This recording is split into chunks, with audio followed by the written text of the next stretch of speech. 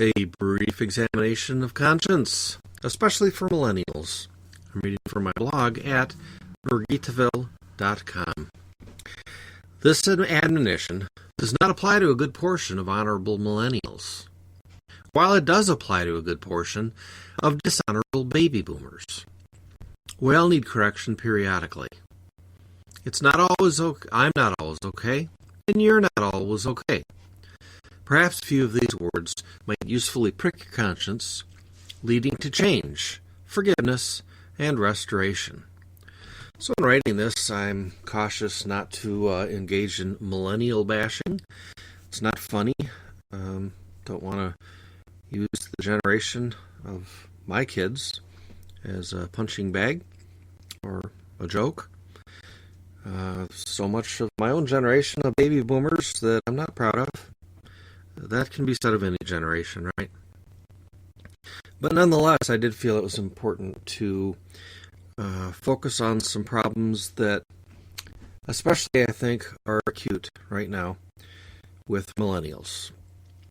And every generation needs to own up to its sins, and everyone around that generation is responsible for calling them out on their sins. Not in a judgmental, holier-than-thou way, but in a way that's just necessary for the good of all, and especially for the good of themselves. So, characteristics increasingly displayed in American culture. Obviously, this is by what I happen to read or listen to or observe. It's not scientific. I'm not doing social science here. But I think you might find a lot of it does apply. That a lot of these are real problems that really do need to be addressed. That millennials especially need to be called out on for their own good. So, I just follow bullet points here. Self-centeredness and narcissism. One has become one's own god. Idolatry. Too often we're using others as means only, as objects for our desires. We disregard God's image borne by another. Humility gives way to diabolical, foolish pride. You know, if you kind of think that you already know everything, and you really don't have anything to learn, especially from those with far more experience than you, the word really is just a fool. And it's bad for you, it's bad for society. And there's a lot of that going on. And, you know, to somewhat greater degree, I suspect, with millennials. They need to be called out. Inconsiderateness and incivility are so clearly displayed, I don't bother commenting.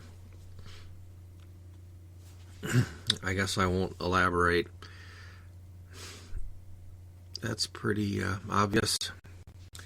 Hedonism and the do what thou wilt philosophy. Freedom as license leads to lack of self-control. One's bondage to vices like pornography, sexual perversions, inordinate activities like gaming or other electronic entertainments, and various chemical addictions is not freedom. One bears the consequences of sin in one's mind and body, sometimes leading to suicide, venereal diseases, and to tormenting addictions.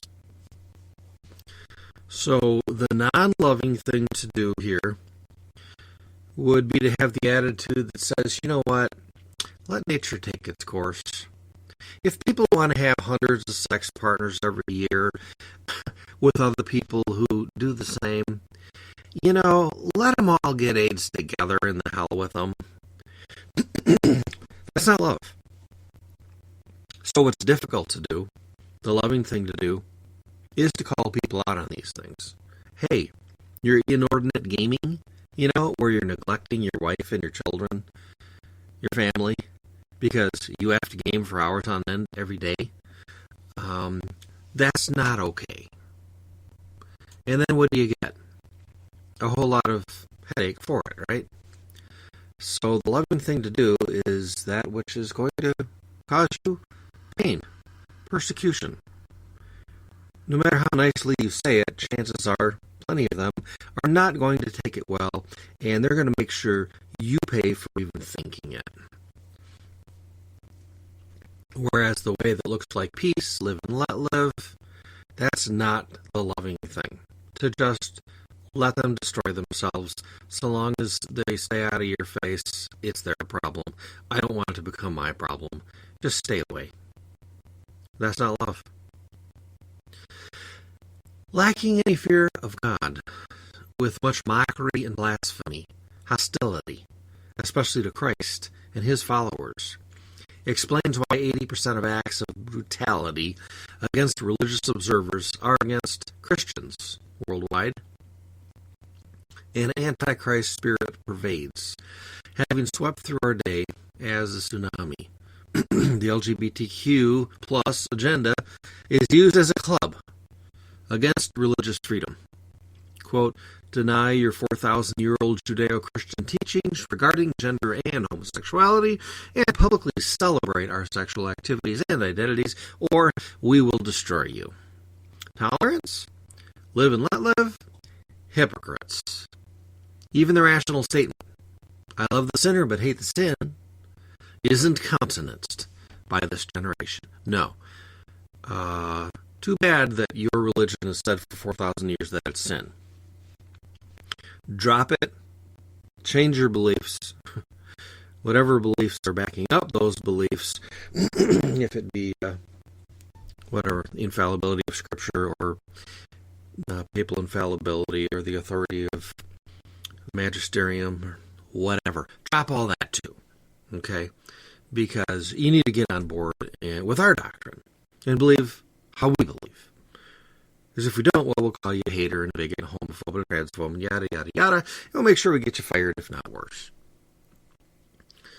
So this is a cult-like mentality. Another aspect on display today. Arrogantly and mistakenly believing one to be well-informed and thoughtful while blindly following PC ideologies characterizes many.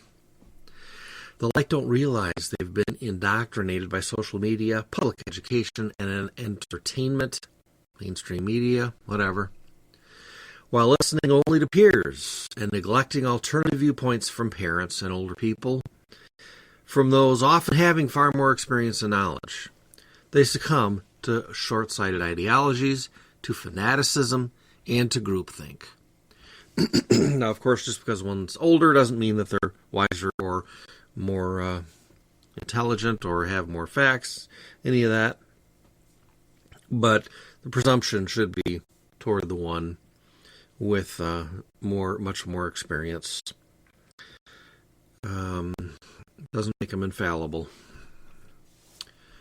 But at least you'd think an openness to hearing what they have to say, not cutting them off and arrogantly dismissing them quickly. I mean, at least you'd think, if you're talking to somebody with far more experience, that you would at least hear them out respectfully, which typically is not done. And especially by millennials. Many isms and ists, Marxism, feminism, environmentalism, etc., resound loudly with religious overtones. Their evangelists, though, zealously proselytize their dogma while pretending to be objective, neutral, and even scientific. I mean, it's one thing if you realize that you're being indoctrinated because you've chosen to be and you want to follow this, path of doctrine, so you join the RCIA program or whatever before getting baptized. That's, at least you know what you're doing, you're aware that you're doing it. But when you're surrounded by your peers and your culture in various ways, and you think that you're following what's objective and rational and fair-minded and tolerant and yada yada, but actually you're being thoroughly indoctrinated with an ideology you're not even aware that you are. Okay, that's dangerous. That's where I believe a lot of our millennials are today. They're being indoctrinated in a number of ways with what their Facebook decides that they're going to see, or their Reddit, or their Google or YouTube, whatever, and not even being aware that they are. It's a good way to become a useful idiot to some ideology, which is what Lenin said, the Marxists supporting him were, many of them, just useful idiots. Didn't really even realize they're just a pawn in a game that's going to actually end very badly for them, very good for him and his ruling buddies. All right, being disrespectful to parents. Another point here that we need not belabor. I don't need to go into it. I imagine you have plenty of examples you can think of where it's quite clear that the way that millennials often treat parents now. I would never have dreamed of talking to my parents or my grandparents the way that they do, or treating them the way that they do. Never happened, practically. Hardly entered my head to think of behaving or talking the way that so often I hear others today treating their parents and their grandparents. The culture of death, abortion, euthanasia, assisted suicide, on and on. They're all gleefully embraced, as did the American progressives of the early 20th century. George Bernard Shaw and the Fabian Society would be proud. So obviously they're not millennials, so I'm not just trashing millennials here. Again, whatever generation you want to point to, you find a movement within it that's just evil. So the early 20th century was no exception. Baby boomers are no exception. Millennials are no exception. All right, ugly, crude, and vile entertainment. Wow, that's harsh. Isn't there good entertainment? Well, yeah, there is. But there's a whole lot of the other. Check out Billboard and most popular music genre. QED. Case closed, right? Read the lyrics. Look at their videos, if you can stomach it. For so much of what's on the top of Billboard charts in so many popular genres. Perhaps you'd enjoy watching the music video Animals by Maroon 5. You find it on YouTube. It plays widely on pop radio stations, too. You probably hear it when you're in a fast food restaurant. I did. Cool tune. Cool entertainers. Really vile, evil, like demonic, sick stuff. Okay, rebelliousness. Many are against much authority, making them unteachable and proud. Now, of course, there's the movie The Wild Ones back in the late 40s. I asked the guy who's the head of the motorcycle gang, what are you rebelling against? And he says, what do you got? Probably the most famous line of the movie. So, were the early baby boomers of the, 50s into rebellion, sex, drugs, and rock and roll? Of course. All right. Just think of the roaring 20s, right? So, the greatest generation, so-called, right? Was that a strong movement in the 20s? Yeah. Movement of the flappers and, drug use, alcohol abuse, orgies, rampant sexual promiscuity, adultery, all of it. Yeah, 1920s. So this is just a perennial thing. A show Satan carries on one generation to the next. Every generation gets lots of adherents to all this crap I'm mentioning here. But right now, what we're focusing on is specifically in the time that we're living in America, seems to be more of a flashpoint regarding the millennials. Not doing them any favors to take the light off of it. Doing them a favor to expose it, to call it out.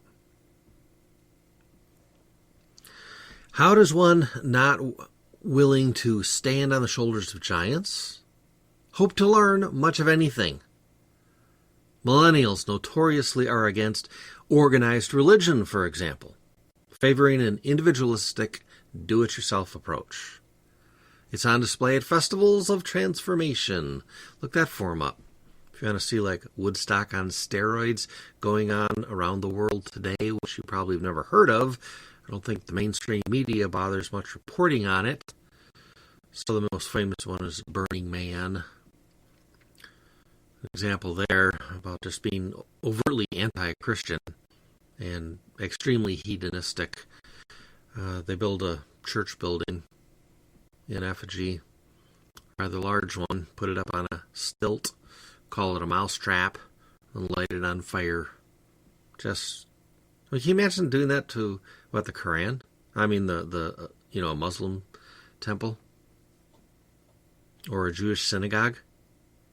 Yeah, I bet that'd make the mainstream media news, huh? But you've never heard of it, have you? No, of course not. Envy. While free market supporters need to stay clear of the idolatrous love of money, socialists and communists exude envy. It's a good tool for them. Maybe their main tool. They speak with vitriol against those they arbitrarily deem to be making too much money. Unless the wealthy in question are Democrats, having mysteriously made their fortune after a few years in office. So I mean, if you're, a millennial with this envy bug, wild-eyed supporting socialism or communism has increased dramatically in the last 5 years or so, with the millennials specifically.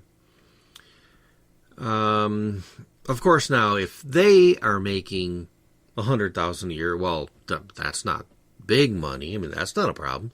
Now, if they have their wildly successful friends, who are making $250,000, well, no, I mean, still, that's not, big money.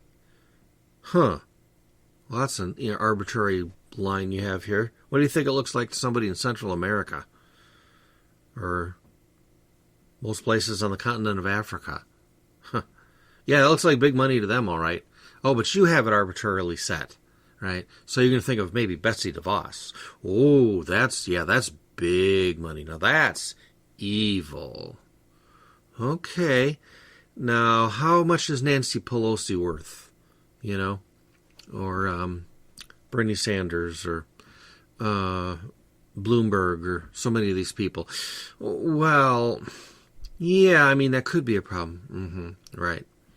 So, very arbitrarily selecting, number one, what you call big money, and then number two, who with big money you're saying are the evil, nasty villains, right? So that it's okay for you to just talk about, vitriolic hatred toward them because of your deep, disturbing sin of envy, which has caused untold amounts of pain and suffering, violence, injustice in the world. Yeah, well, what about envy or greed? Yeah, that too. Not hiding that, not running away from that. Yes, greed too is a terrible evil that can be used, especially for people into the free market, giving a blind eye toward greed. All right, nihilistic. An apathetic attitude, embracing meaninglessness and purposelessness, permeates this hive mind. Teleology is out. Nothing really matters to me, mama, ooh. So you know the song. So this idea that, nothing really matters. Well, unless it's something that they decide matters. But, Anyway, if you're looking at the general view of the meaning of life, I guess it's sexy to buy into nihilism and have this apathetic attitude of meaninglessness and purposelessness. It is sort of a hive mind, the massive groupthink echo chamber, spouting off all this crap that they hypocritically say, which obviously they don't typically really mean. Well, they do have things that do matter to them. That's good. As long as they go about it the right way and have the right things that they aim toward, which I think often they don't. But teleology is out, so the idea that nature is ordered, that we could have a basis for a natural law, as Aristotle taught, that things have an end for which they do uniquely and best. What thwarts the purpose of achieving that end is bad for it. What helps it achieve its highest end is good.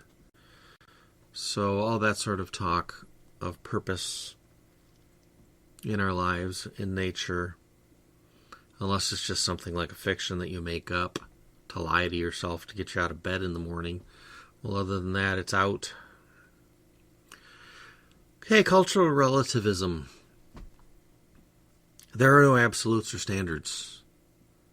Well, except that one must abide by one's culture. That's an absolute, though. Okay.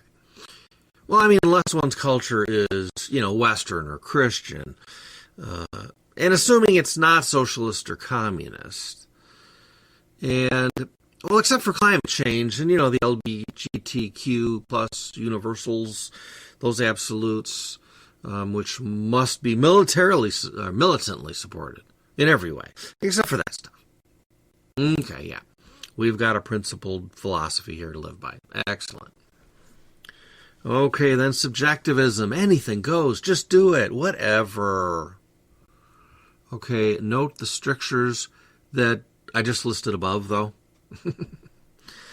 So, yeah, I don't know. Sounds cool and sexy, I guess, but on the real world, if you think about it, and don't want to be a hypocrite or contradict yourself, no, subjectivism really doesn't work so good.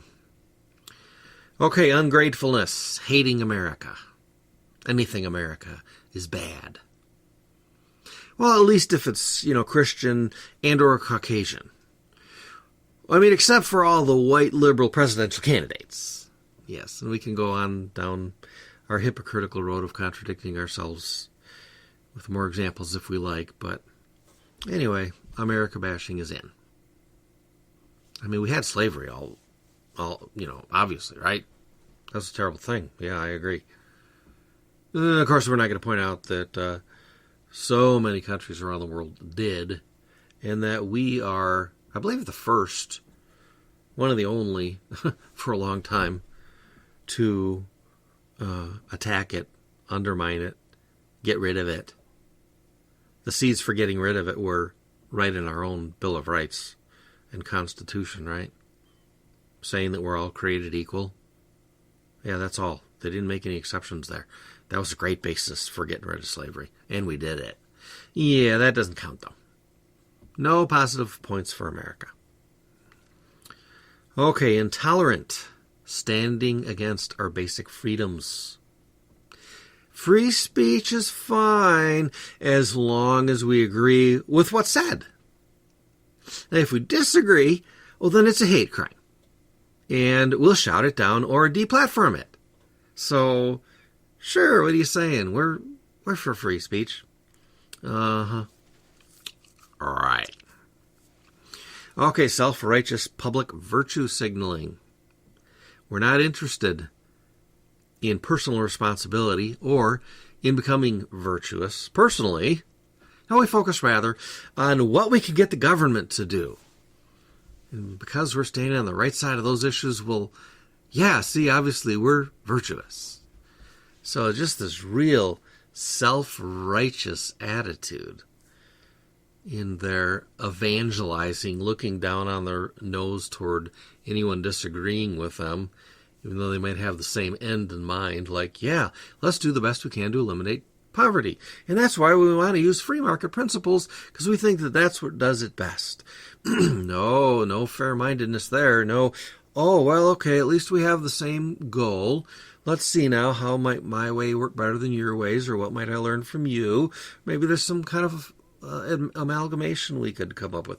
No, we're not interested in tolerance or coming to consensus. Or no, they're your enemy because they believe differently than you. They're the heretic. They're the heathen. So it's okay to, throw them off buildings or whatever, metaphorically speaking. Okay, recognize yourself in some of the above. I do. Have I been guilty of a number of these things? Various times, various degrees? Yeah, I'm a sinner. That's why I go to the Office of Reconciliation. It's my antidote. I need to repent. I need forgiveness. I need to reform. I need to go there like every other week. Sometimes I don't even go till like every 6 weeks. But yeah, I'm certainly a ship that keeps needing to be repaired, or I'd sink.